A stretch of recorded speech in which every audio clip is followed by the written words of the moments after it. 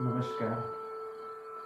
Education innovation ફેર અરવલ્લી જિલ્લા પ્રેરિત વર્ષ 2025-26માં આપનું સ્વાગત છે.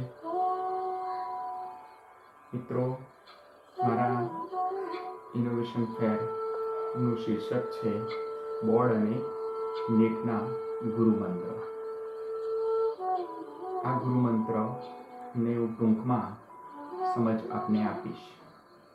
મારા વિદ્યાર્થીઓના પરિણામમાં સુધારા અર્થે મેં બનાવેલી કેટલીક 11 થી 12 પદ્ધતિઓ આપ સમક્ષ રજૂ કરું છું. આ પદ્ધતિઓનો પ્રયોગ હું જ્યારે બોર્ડ કે નીટની પરીક્ષાઓ આવતી હોય ત્યારે ઝડપી રિવિઝન કરાવવા માટે બાળકોને સરળતાથી વધુ યાદ રાખી એમના તણાવને ઓછો કરી એમનો ઉત્સાહ વધારવા, એમની નિરસતા દૂર કરવા, એમનો ડર દૂર કરવા અને આત્મવિશ્વાસ બનાવી અને પરિણામમાં સુધારો લાવવા માટે આ પદ્ધતિઓ વાપરું છું. આ પદ્ધતિ ઉપયોગ કરતા પહેલા હું બાળકોને સૌપ્રથમ 3 મિનિટ અવશ્ય ધ્યાન કરાવું છું, જેનું હું 5 સેકન્ડ માટે કેવી રીતે ધ્યાન કરાવું છું. મારી સમક્ષ બાળકો હોય તો એમને પહેલાં પોઝિશનમાં લાવી એમને સ્થિર બેસવા કહું છું, ઊંડા શ્વાસ લેવડાવું છું. ત્યાર પછી બાળકો સ્થિર થાય, આંખો બંધ કરી અને હું આમ ધ્યાન પોઝિશનમાં હું પોતે પણ ઊભો રહી તેમની સમક્ષ સ્થિરતા રાખી મને પણ એ બાળકો અનુસરે છે.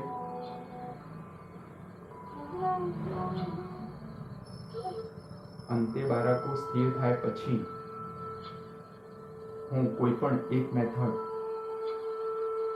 પછી બીજી મેથડ એમ ક્રમશઃ ઝડપથી વિધિન 1 વીકની અંદર વધારેમાં વધારે ઝડપી તૈયારી બાળક સમક્ષ આપણે કરાવી શકીએ છીએ.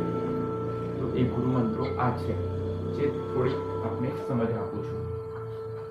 સ્ટોર એમસીક્યુ મેથડ છે, જેમાં પૂછાતા જ એમસીક્યુ મેં રજૂ કરેલા છે. ટ્રિક પોઈન્ટ, એમાં પણ જરૂરી મુદ્દાને હાઇલાઇટ કરેલો છે. બોર્ડ નીટ આઈએમપી મુદ્દા, જેમાં સરળતાથી થિયરી યાદ કરી શકાય છે. ક્રમિક ફ્લોચાર્ટ મેથડ છે, એ બાળકને સિક્વન્સમાં યાદ રાખવાની એક રીત છે. શોર્ટ ટ્રિક મેથડ છે, એક સાથે ઘણા મુદ્દા ઝડપથી તૈયારી કરી શકાય છે. ફિગર લેબલ મેથડ છે, કે જેની અંદર ફિગર આપવામાં આવે છે સ્માર્ટ બોર્ડમાં અને એના સામે લેબલ કરાવવામાં આવે છે.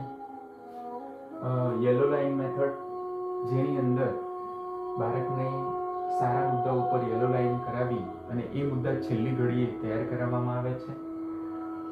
સિક્વેન્શિયલ ક્રમ આપીને પણ મુદ્દાને યાદ રાખી શકાય છે, એવું બાળકને ક્રમ પણ આપવામાં આવે છે.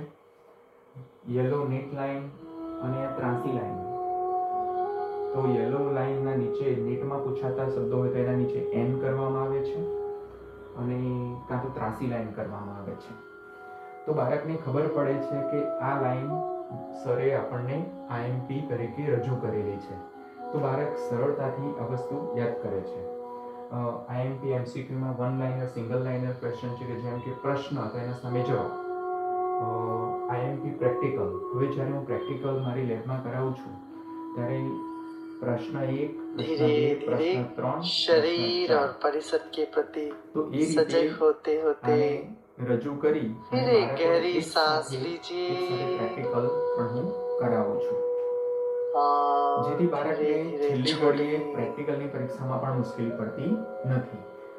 અને એ દરેક પ્રેક્ટિકલમાં શું કરવું, શું લખવું એની પણ મેં મારા જે નમૂનામાં શું લખવું, પ્રેક્ટિકલના પ્રશ્ન 1, 2, 3 માં શું લખવું એ પણ મેં મારી નોટ્સમાં રજૂ કરેલું છે. તો આ આપની સમક્ષ મેં મારી પદ્ધતિ રજૂ કરી, જે આપના વિદ્યાર્થીઓને અર્પિત કરશો. તેવી અભ્યર્થના સાથે વિરમું છું. વિશ્રામ. Thank you.